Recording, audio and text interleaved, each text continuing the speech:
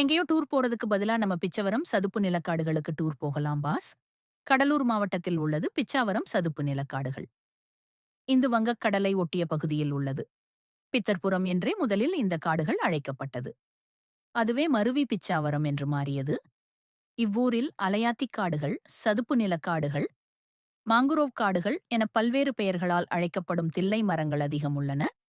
இந்த தில்லை மரங்களே சிதம்பரம் கோயிலின் தலமரமாகும். இதனால் சிதம்பரத்திற்கு தில்லை என பெயர் உண்டு. இக்காடுகள் முற்காலத்தில் தற்போதைய சிதம்பரம் வரை வளர்ந்திருந்தது என்று கூறப்படுகிறது. இங்குள்ள அலையாத்திக் காடு உலகின் இரண்டாவது பெரிய அலையாத்திக் காடு என குறிப்பிடப்படுகிறது. உலகின் மிகப்பெரிய அலை ஆத்திக்காடுகள் பிரேசில் நாட்டில் உள்ளன. அதன் பரப்பளவு 26,000 சதுர கிலோமீட்டர்.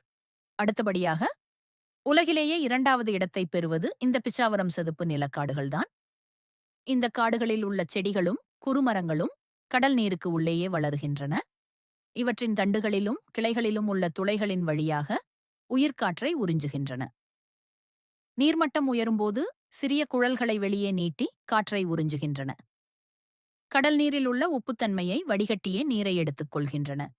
இவற்றின் இலைகளின் வழியாக ஆவியாதல் மிக மெதுவாகவே நடக்கும். பிச்சாவரம் காட்டுப்பகுதியின் பரப்பளவு 2800 ஏக்கர்கள். இப்பகுதி சிறு சிறு தீவுகள் நிறைந்து காணப்படுகிறது. இக்காடுகளுக்கு நிறைய பறவைகள் வருகின்றன. மொத்தம் 41 குடும்பங்களைச் சேர்ந்த 177 வகையான பறவை இனங்கள் வருவதாக கண்டறியப்பட்டுள்ளது.